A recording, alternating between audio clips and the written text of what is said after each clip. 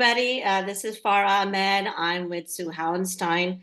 I'm with the Fort Bend Voters League. We're all about voter engagement, making sure that our voters get a chance to meet candidates in some of these races that sometimes people don't really pay attention to, which are nonpartisan races. And today we're going to be talking about the Sugar Land City Council race for District 1. And I'm here with Mr. Muzaffar Vohra, but I wanted Sue to also kind of come in and say hello to all of you. She's co-hosts a lot of these forums with me, and we enjoy doing that. So we'll take it away to Sue. Thank you, Farah. Again, by way of introduction, my name is Sue Howenstein. Farah and I, along with several friends from both parties, started the nonpartisan Fort Bend Voters League well over a decade ago. And some friends and I started the Fort Bend CAN group about 8 years ago. So for about 30 years, I have been involved as a volunteer in Fort Bend County, and my greatest interest is in informing and educating voters on issues and candidates, trying to get people out to vote, which, as Farah mentioned, can be very difficult, especially when we're not talking president or governor. Just, these local elections are so important. And of course, I always want to vote for the best candidate. So today we're trying to introduce you to a relative newcomer. His name is Muzaffar Vohra, and I hope he's going to correct me if I said that incorrectly. He's running for City of Sugar Land position. And I wanted to take just a few minutes to introduce himself, and don't be shy about correcting my pronunciation. And just tell people what you want them to know about the man, the candidate. Okay, thank you, Sue and Farah. Like you guys, this is like such a great job to letting the voter knows who we are, what they need to vote, and this is a good education because like when I go out, a lot of people even don't know when to register the vote, how to register the vote, why we vote, especially in the election middle of nowhere like primary and general election, but we have none other election beside the school boards. Therefore, not a lot of people came out, and you're doing a great job to bring that people out and tell them this. Please send your representation to the city. Okay, now let's. Who am I and why I'm running for? My name is Muzaffar Vohra, and I'm living in District 1 for 21 years.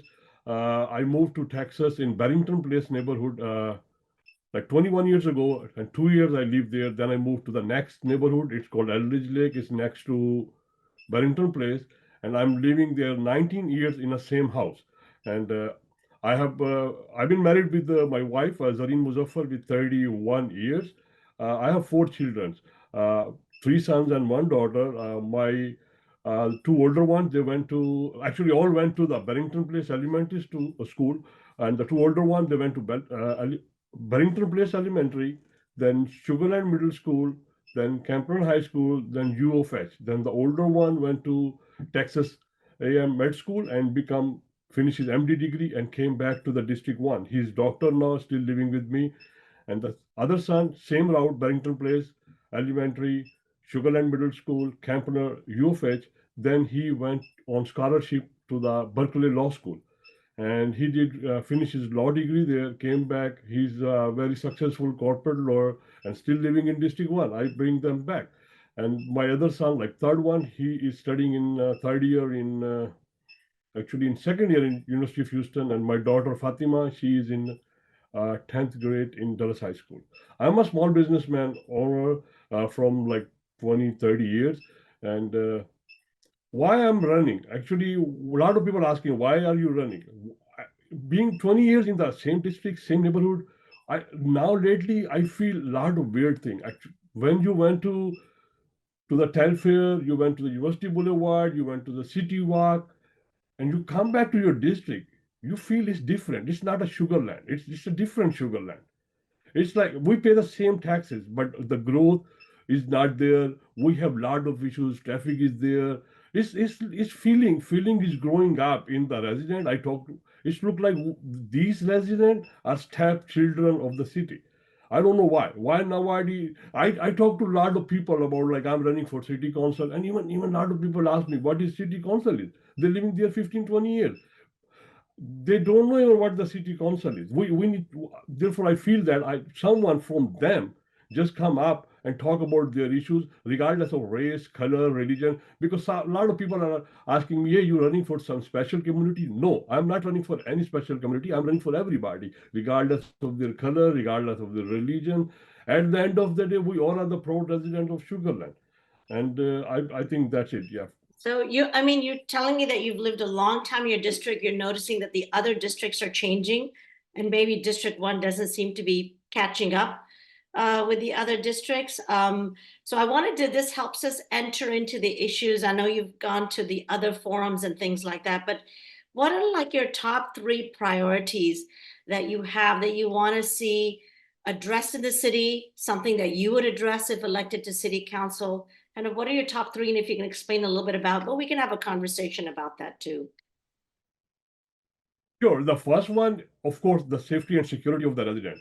Okay, every candidate about that, like they talk about this safety and security. I know, yes, of course, this is a priority, but here is the situation is different.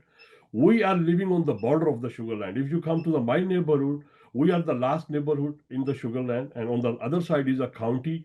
You come and see there's a lot of weird construction coming. They're coming gas station, mechanic shop, like boxing shop places, clubs. That make little bit scary to the resident of this area. Therefore, first I need to work with the police and the other security people to make sure our residents are safe in that area. And second thing is traffic. Actually, what happened lately last few years, there is a Walmart came out in the like 1 mile radius.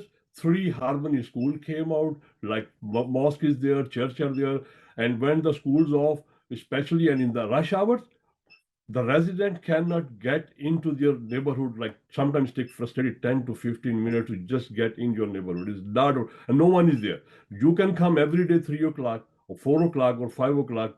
Anybody can come and see on the Eldridge and West Boulevard what mess is there every single day. But normally you don't see a police officer there, you don't see anybody's helping. Therefore, what my plan in regard, we need to take all the stakeholders on the board, like a school principal there, the Walmart people, the homeowner association, and the resident. We need to make a continuously working a home, like a town hall meeting, and ask them what their concern, what our concern, what city can do, and then make a plan. Take some traffic expert and make the plan, execute a plan, and then hopefully that's going to be done. Yes. And the third one is everybody. When I go to the door to door, they crying about their water bill. The water bills are going. It's starting like few years back, $30-40. No, it's $130-40, and a lot of people complaining when they are even not at home. They are on vacation, and when they came back, they got the same water bill if they never used a one drop in last month. Therefore, we need to deeply look on that why the water bill is going higher and higher and higher, and especially the people with the low income. We need to start a subsidy program, or we need to make a plan to people can get rid of the higher water bills. So And it's, there is another issue. I need to, yes, yes, go Farah, ahead, please. go ahead. You had another issue to And bring. there is another big issue. A lot of people talking about that. That's the imperial market, like to rebuild the imperial market in that area. It's good. We need a growth. We need a beautiful growth in that area. But the only concern when I talk to the people, they are already have 250, 253 apartments in Imperial. They want to bring more 654 apartment in Imperial Market, and there is a company called SUEB, I believe, USA. They are bringing 257 apartments. That's make 1,200 apartment in that small neighborhood. People are worried about that. The elderly people who living there for 40, 50 years, they don't like to bring that 1,000, 1,200 apartment in 2 mile radius. And when they start constructing that, they scare about that. Therefore, I suggest city other day in a forum too. We need to have a town hall meeting, not in the city of Sugarland. We need to go there, exact the place where the elderly Neighborhood people live, meeting. other families living. Yes, we need to meet with their places. We need to go there. What they normally do? They say, okay, this is a meeting on city hall, blah blah date. You can come and tell us what you need. Nobody come to there. Therefore, you need to arrange a meeting exactly in the place, because this we if they vote for us, it's not mean like voting for us is mean we represent them. We need to solve their issue. It's not a Congress election. We talk about the healthcare, we talk about environment, or we talk about immigration. This is very local election, non-party election. We need to solve their small issue, like small issues that they like to see us to do their work for them. Yes. So I know that you Yes, brought Farah. up traffic. So I can see what you're saying is like if you're going to bring more people in, more development in, that's going to stress the traffic Yes. issue too.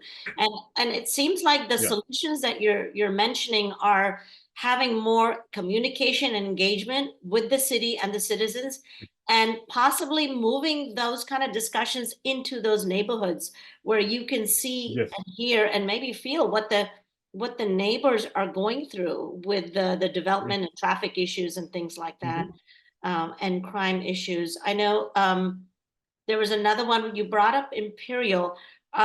Do you have something about, we were talking about, Sue and I were talking about open storefronts, or closed storefronts or vacancies, you know, the way people buy products, the way people shop and things like that, the use of some of the buildings that are there that may have gone out of kind of fashion or usefulness.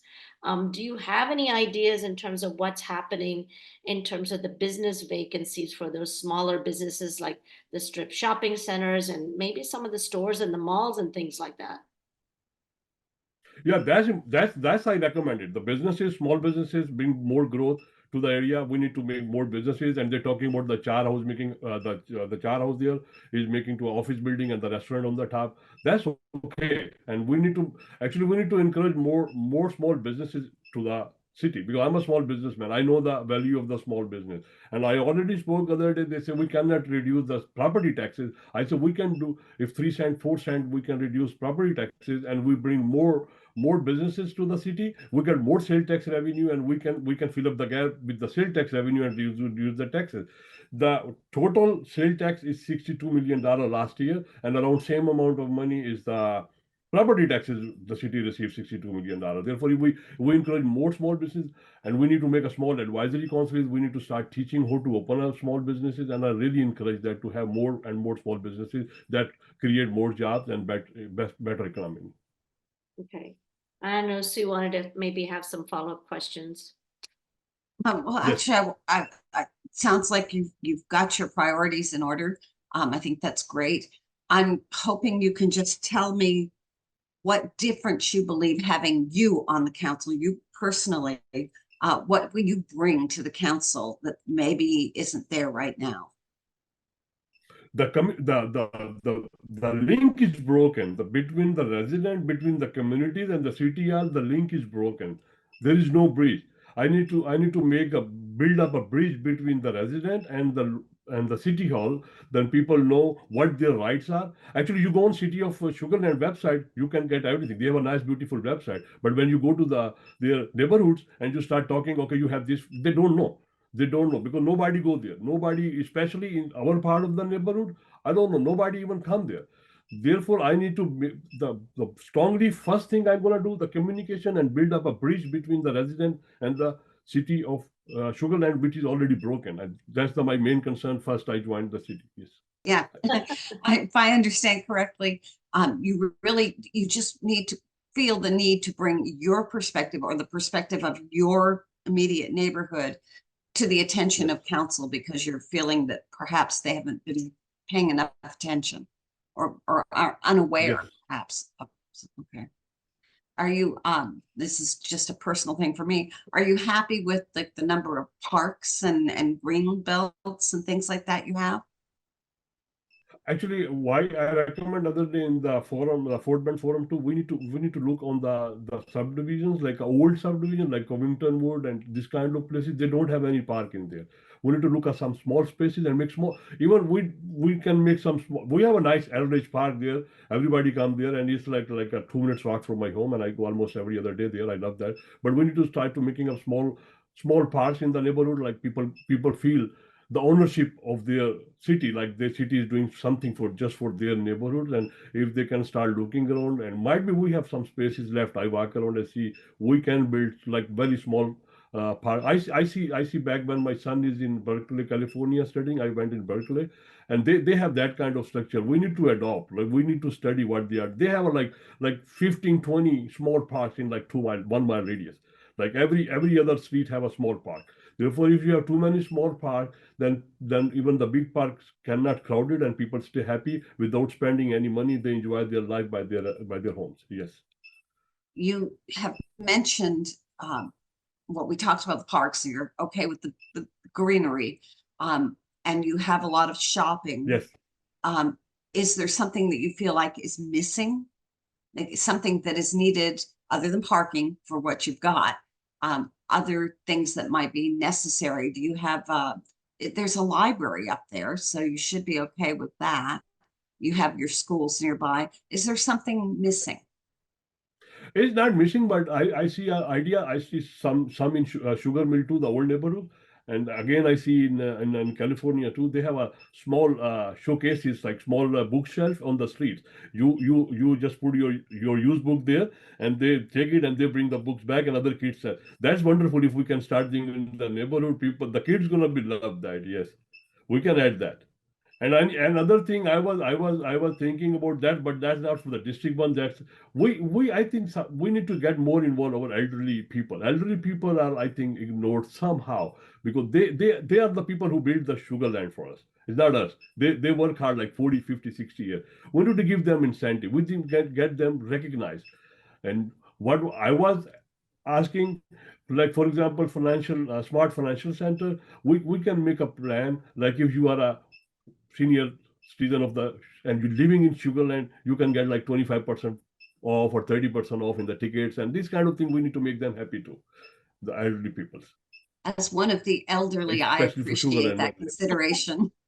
We're all heading Yes, yeah. towards seniorhood, so yeah, all the little perks can Because help. sometimes they are very expensive. Yeah, because they have that formula in Universal Studios and the Disney Park. If you are a resident of that, like a Florida, Miami, where the parks are in, you can get the discount like more than half price on the tickets if you are a local resident. That's what we can implement, even if we can't afford for everybody, but at least we can say that, okay, like senior citizen get a certain discount on like smart financial programs, and then they can enjoy their life too. All right. Anything Uh, else that you had? No, I was quickly asking, I wanted to know, is there any concern that you have that maybe Sugarland is becoming like an aging city and we're not doing as much to attract young people? Obviously you have younger adult kids, and I don't know if they're going to choose to stay in Sugarland. What are your thoughts on that? Actually, that's the same question they asked me in the forum, and they asked, "What is your plan?" I say, "You guys asking me plan? I already executed that. My one son graduated from the Texas A&M as a doctor. I bring him back. He came back. Another son is graduated in Berkeley. That's way far, and is a Silicon Valley around there. But I bring him back here. I execute that plan. Therefore, we can do it. We can make there more attraction in the area. Like you more restaurant, because the young people love foods, and more gyms or more this kind of things, and we can keep them here. Yes. Okay, Sue, I Is guess there, we'll close out, Sue. well, is there anything that you would like to bring up that we didn't? Anything you feel like you want to say before we? Almost everything, yeah. I like to say that, like a lot of people have asking about me. I'm running for some particular people, religious people, or some ethnic people. It's not the correct. It's not right. I'm running for everybody. I'm talking to everybody every day. Even I have a lot of meet and greet with different ethnic people, and they love me to run. And I will represent everybody regardless of race, color, religion, anything. I will be there as every single resident there. They feel I am there for them. Like it's not for just one race or one religion, because I don't understand when everybody else run, why they don't ask for them. Why when somebody run from us, why they ask you running for your people? Like I never understand that. Why we Right. pointed out on that? So I think that I I'm think from here. I'm living here for 20 years. right. And I think I'm that living here for 20 I think years. I think And what I Sugarland feel, appreciates. Yeah, I'm sorry. I think Sugarland appreciates the diversity, and I think, yeah, what you're saying is that you're running for everybody, yeah, and that the yes, diversity is what makes us stronger and what makes us an amazing yes. city. Sue, I don't know In if last you. 20 years, last 21 years, did people ask me what the best thing you did? The best thing I did, I built up my character. My spotless character is there. The people know in my neighborhood, like they knows me, and it's for everybody. It's not like for just one particular part of the ethnic people. It's for everyone in the sugar land, regardless color, race, religion, everybody. I'm there for everybody. I think everybody cares about character in those that run for Yes, public office. yes, Absolutely. Yeah. Yes. Well, we certainly appreciate that you have put yourself and your family through the campaign process because Yes. we both know how hard that is, how Yeah, tiring that I is. know, yes. So thank you for being Yeah. courageous enough to put yourself Yes, on the okay. ballot. We appreciate Mhm. that. And just in closing, I want to remind everyone that the the upcoming elections are not about president or governor or any of those particular partisan positions. What we're looking at primary in Sugar Land is primarily the District 1 race and Fort Bend ISD. That's what's on your ballot. Everyone, I believe, in the county will have the appraisal district elections on there. Some people, depending on where you live, will have MUD, the utility district, water control.